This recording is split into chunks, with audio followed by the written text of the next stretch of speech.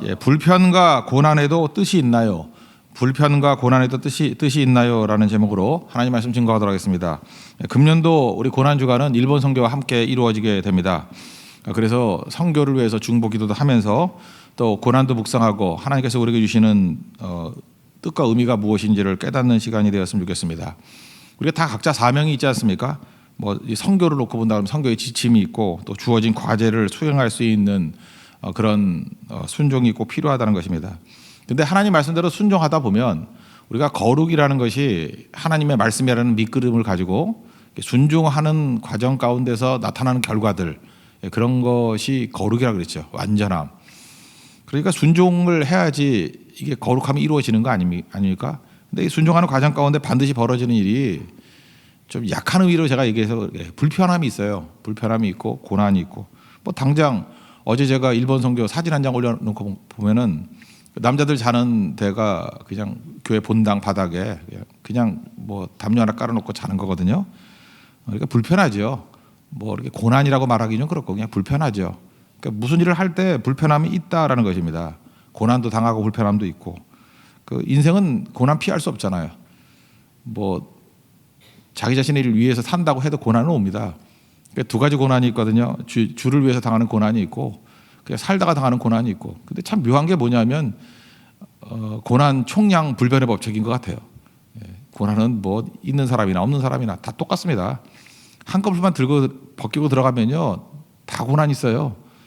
그런데 이상한 건 뭐냐면 제가 이제 목회자로서 관찰자로서 이제 보는 얘기인데 주를 위해서 고난 많이 당한 사람은 이상하게 딴 고난이 별로 없어요.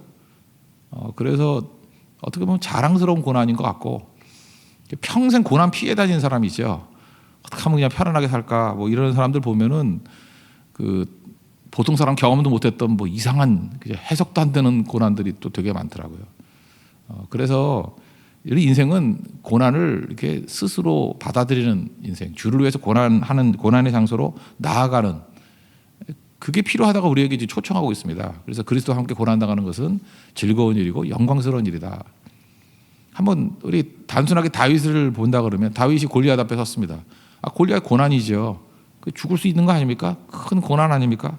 고난인데 다윗이 골리앗을 물리치는 계기를 통해서 이렇게 등장하게 되고 영웅된 거 아닙니까? 그러면 고난의 양면성이죠. 만약에 다윗에게 누가 인터뷰를 한다 그러면 당신이 어떻게 이스라엘의 용맹스러운 영웅으로 등장하게 되었습니까? 그렇게 묻는다 그러면 골리앗을 빼놓을 수 없죠. 골리앗이라는 고난, 골리앗이라는 불편, 골리앗이 공격하고 조롱했기 때문입니다. 이렇게 말하지 않겠습니까? 그럼 다윗에게서 골리앗은 양면성이죠. 고난이냐 그러면 예 맞습니다. 그러나 축복이죠. 우리 인생에도 골리앗이 온다고요. 고난입니다. 뭐 아니라고 말할 수 없잖아요. 근데 축복이에요 그게. 골리앗 위험합니다. 맞아요. 위험하죠. 너무너무 위험하죠. 근데 축복이에요. 그게 고난의 의미라는 것입니다. 지금 오늘 초대교회도 이제 그 얘기가 있다고 생각을 합니다. 우리 뱃사람들 뭐 요즘 배는 안 타지만 뱃사람들 그러잖아요. 거친 풍랑이 유능한 뱃사람 만든다고. 똑같은 얘기 아닙니까? 거친 풍랑 그러면 이거 고난이죠. 근데 그것이 유능한 뱃사람을 만드는 축복이고 거친 풍랑 이거 위험하죠. 너무너무 위험하지만 그것이 유능한 뱃사람 만드는 또 축복이다. 그렇다 그러면 우리가 고난의 의미는 이제 아시겠죠. 뭐 피하려고 그러지 말고 이건 좋은 거다. 해석의 문제라고요. 근데 믿음이 없는 사람들은 맨날 이걸 갖다가 고난으로 불편함으로 저주로 생각하니까 문제가 된다는 것입니다. 다 고난이 있다니까요. 주를 위해서 당하는 고난 통해서 우리가 축복으로 변화시킬 수 있는 믿음의 종 되기를 바랍니다. 12절 보니까 여기 너희 연단하려고 오는 불시험 그랬죠. 이거 배경 놓고 보면은 이 베드로 전서를 읽는 독자들이 느끼는 고난은 불시험이었어요. 그 64년 말쯤이라고 기록돼 있거든요. 이게 64년이 어떤 날이냐면 그 여름에 네로 황제가 그 로마시 방화 불질러 버릴 때였어요. 뭐 두 가지 설이 있죠. 지가 시인이라고 착각에 빠져가지고 뭐 이렇게 불질러 놓고 보고 씻으려고. 근데 그건 내가 볼 때 거짓말 같고. 그 독재자니까 독재자로서 충분히 할 수 있는 생각은 이거예요. 로마가 자기 마음에 안 든 거예요. 그러니까 이걸 그러니까 우리 재개발이라 그래야 되나요? 뭐 도시 신도시 만들고 싶은 거예요. 신도시.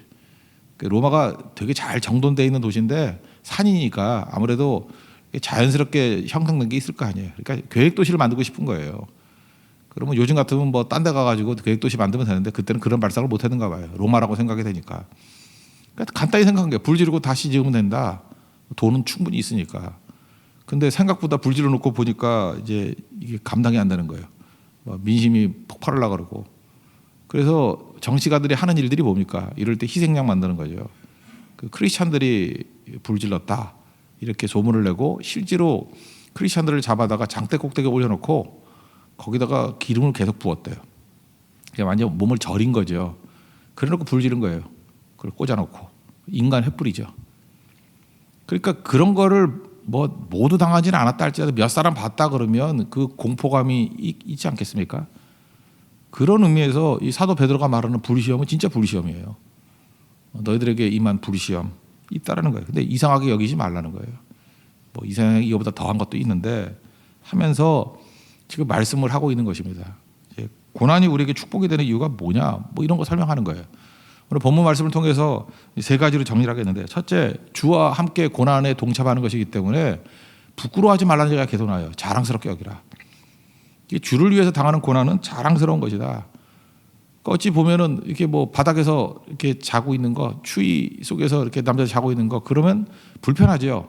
근데 그것은 자랑스러운 불편이다. 부끄러워하지 말라. 그러니까 자랑스럽게 저한테 사진 보내왔죠. 자랑스러운 거거든요. 우리 평생의 인생도 그렇다는 거예요. 주를 위해서 당하는 고난은 자랑스러운 것이다. 오늘 13절 보십시오. 너희가 그리스도의 고난에 참여하는 것으로 즐거워하라. 이는 그의 영광을 나타내실 때 너희도 즐거워하고 기뻐하게 하려 함이라. 자랑스럽다는 거죠. 그리스도의 고난에 동참했다 이렇게 얘기를 합니다. 우리가 빚진 자 아닙니까? 우리를 살리기 위해서 예수님 십자가의 고난을 당하셨습니다. 십자가 고난은 뭐 더 설명할 게 없죠. 사람 몸에다가 못질하는데요. 원래는요, 이게 팔목과 팔목 사이, 팔목에 뼈 두 개가 있잖아요. 원래 물론 하나인 사람도 있습니다. 그걸 통뼈라 그러는데 통뼈는 몇 명 없어요. 이게 되게 두 개잖아요. 돌잖아요, 이렇게. 근데 이게 안 도는 분도 있어요. 붙어가지고. 그래서 밥도 이렇게 먹는 분도 있어요. 이게 붙어 있는 분이 있거든요. 유전병인데. 근데 이게 돌잖아요. 여기 사이에다가 못을 박는데 예수님만은 예외였다라는 거예요. 손바닥에 못을 박았대요. 그리고 손목을 끈으로 묶었대요. 왜 그러느냐 그러니까 그 해석이 그렇더라고요. 손바닥에 모든 신경이 다 모여 있대요. 더 고통스럽답니다. 굳이 실험 안 해봐도 돼요. 손목보다 손바닥이 더 아프대요. 그러니까 고통스럽게 만들라고. 뭐 그 정도 설명하면 되겠죠. 그리고 이게 너무 잔혹한 거기 때문에 피 빠지면서 그러니까 이게 축 늘어지면은 이게 폐가 눌린답니다. 그러니까 숨을 못 쉬어도 질식해서 하는 건데 또 숨 쉬려고 힘을 주면은 여기가 살이 찢겨 나가고.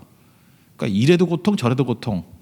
그리고 아침과 저녁으로 이렇게 말라 죽어 가는 거예요. 그래서 인간이 고통 가운데 죽을 수 있는 최고의 형벌이 십자가다. 페르시아에서 먼저 시작됐다 그러는데 그래서 로마 사람들은 너무너무 잔인하기 때문에 로마 시민권을 가진 사람에게 십자가형이 허락되지 않았어요. 노예와 반란 일으킨 사람만. 이건 최악의 형틀이거든요. 근데 하나님의 아들 되신 예수님께서 우리를 살리기 위해서 그 고난의 대가를 치르셨다는 거예요. 그렇다 그러면 그냥 인간적으로 생각을 해볼 때 뭐 이게 접근이 거예요. 내가 그렇게 고난에 대한 빚진 자가 되었는데 그리스도를 위해서 당하는 고난이 뭐 그렇게 대단한 거이냐. 오히려 빚진 자가 빚을 갚는 마음으로 충성 다하는 거는 당연한 일 아니겠느냐. 뭐 이런 접근이에요.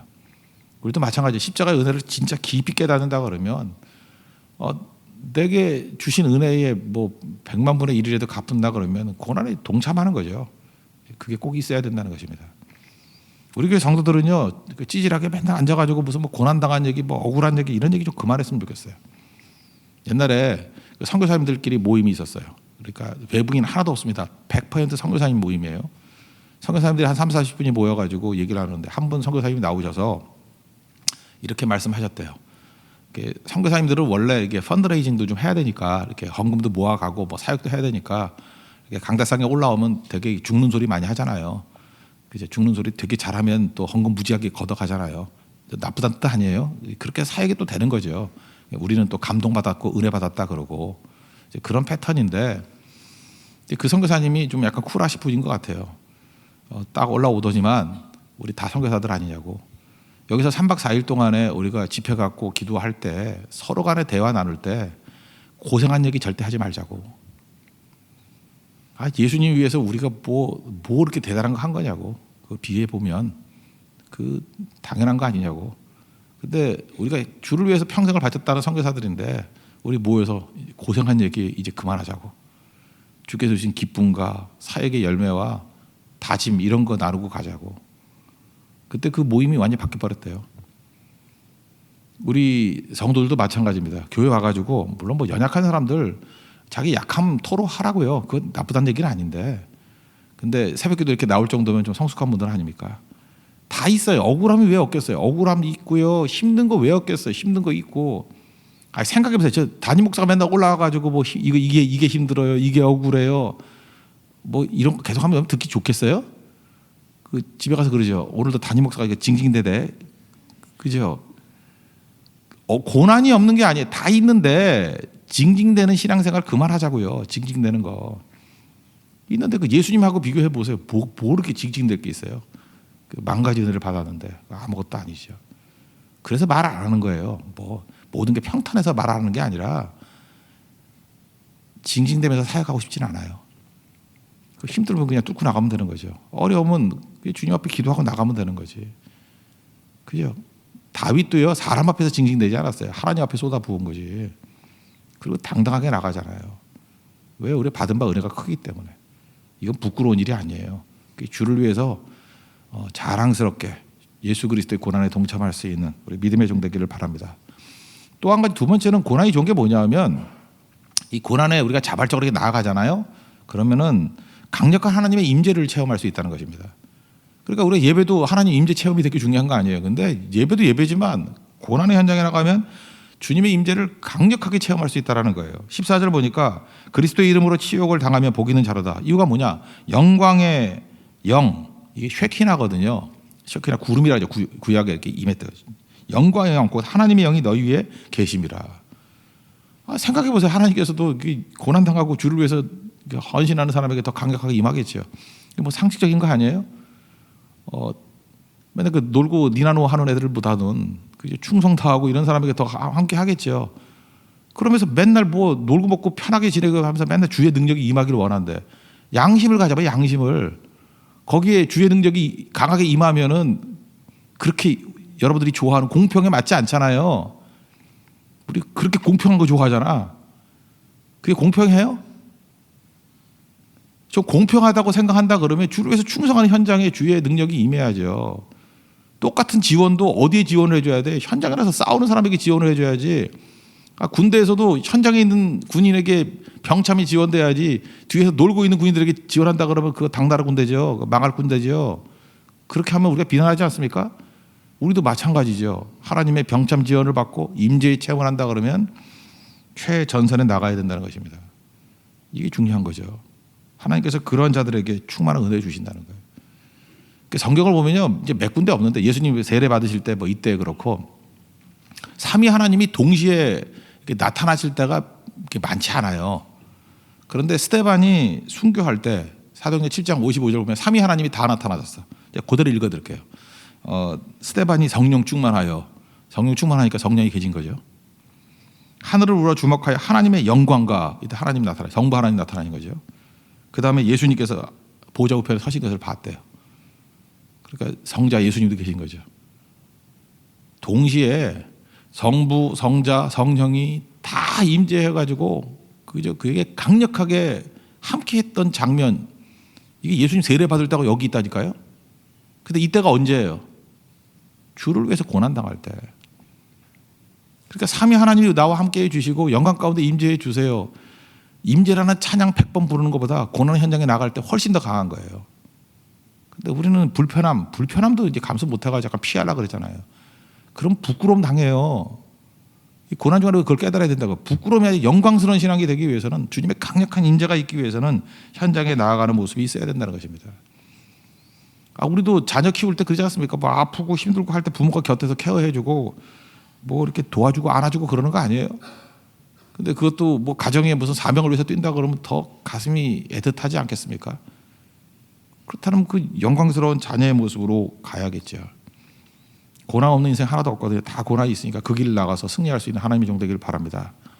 그 다음에 세 번째는요. 고난 중에도 고난 묵상하지 말고 계속 하라는 거예요. 우리는 이게 묵상인데 이게 생각이 문제예요. 생각이 믿음이 진짜 없어요. 믿음이 없어가지고 맨날 내가 왜 고난당하나, 왜 이렇게 어렵나, 뭐 나는 어떡하나, 맨날 이거 묻는다. 그러니까 why를 묻지 말고 나를 도와서 이렇게 세우실 후 그분을 바라볼 줄 알아야 돼요. 왜 이런 거 자꾸 물으면 안 되는 거죠. 19절 한번 보세요. 하나님의 뜻대로 고난을 받는 자들은 또한 선을 행하는 가운데 뭐 이렇게 나오죠. 그러니까 고난 당해도 선을 계속 행하라는 거예요. 하나님의 뜻을 계속 하라는 거예요. Keep going. 계속하고 계속하라. 계속할 수 있는 힘이 어디 있냐면은 내가 왜 고난 당하지? 잠깐 왜 물으면 안 돼요. 우리 크리스찬들은요 왜를 묻는 존재가 아니라 주만 바라보는 종이에요. 그분을 묵상하는 거예요. 그분을 그 영어로 말하면 why가 아니라 who를 바라고 who. 그 뭐 한 10년도 더 된 책인데 필립 얀시라고 있죠. 하나님의 놀라운 은혜 뭐 이거 우리 한국 사람들이 제일 많이 읽었는데 내가 고통당할 때 하나님은 어디 계시느냐 이런 책이 있어요. Where is God when it hurts? 우리가 고난당할 때 하나님 어디 계시나? 거기 보면 책에 이런 얘기가 나와요. 그 하나님 죽었다 그러는 니체 있죠. 니체. 그 니체의 글을 먼저 인용을 해요. 니체가 이런 얘기를 했어요. 우리가 고난당할 때 고난의 이유를 알면은 고난을 극복하는 것이 가능하다 이런 얘기했어요. 니체 얘기 가운데 이걸 이제 부인하는 거예요. 아니라는 거예요. 고난의 이유를 알면은 고난을 극복할 수 있다고? 아니다. 실제로 아니죠. 고난을 극복할 수 있는 길은 뭐냐? 고난 중에 도우실 그분이 누군지를 알 때 우리가 고난을 극복할 수 있다는 거예요. We can overcome sufferings. 우리가 고난을 극복할 수 있대요. 언제냐 하면은 when we know who of the life. 생명을 주신 그분. We know who of life예요. 그 생명을 주신 그분이에요. 그분. 그래서 여러분 고난에 자꾸 내 고난 묵상하지 마세요. 고난 묵상한다고 되는 거 아니에요. 왜 이게 왔느냐 이게 답이 아니라고요. 그분이에요. 그분. 근데 한번 생각해봐요. 고난 당연히 보면요 맨날 뭐 내 팔자야 이러고 있다 이거요. 그분을 묵상해야 되는데 창조주 하나님이잖아요. 내 아버지잖아요. 나를 벽에서도 건지고 환난에서도 건지고 원수에게서도 승리를 주시는 그분만 바라봐야 되는데 이게 마귀에게 맨날 넘어가가지고 맨날 왜 어찌하여. 요한복음 9장에 보면은 날 때부터 맹인된 사람이 있습니다. 그랬더니 거기 바리새인 뭐 제자들까지 다 똑같아. 한 통속에 다 똑같아요. 왜만 관심이 있어? 왜 저렇게 됐나? 뭐 자기 죄냐 부모 죄냐 왜만 관심이 있어요. 근데 예수님만 그분에 관심 있잖아요. 저 사람 통해서 그분께서 영광 받으신다고 그분에게 관심 있잖아요. 그분에게. 그게 이기는 길이에요. 그러니까 왜 묵상하는 사람은 절대 고난 중에 일 못해요. 널브러져 가지고 뭐 죽는지 사는지 그러고 있다고요. 고난은 우리를 마비시켜버려요. 고난 중에 다 할 수 있는데 고난 중에 쓰러져 있는 게 잘난 게 아니에요. 그거 고난 중에 뭐라 그랬어요? 또한 선을 행하는 가운데 고난이 있다고 선을 행하는 거 중단하면 안 되고 계속해서 가야 되느니라. 이걸 우리에게 보여주고 있다는 것입니다. 계속 그 길을 가십시오. 그럼 능히 승리할 수 있는 우리 하나님의 거룩한 종이 될 것입니다. 모두 자리에 일어나겠습니다. 모든 능력과 모든 권세 찬양하겠습니다. 복음성가인데 모든 능력과 모든 권세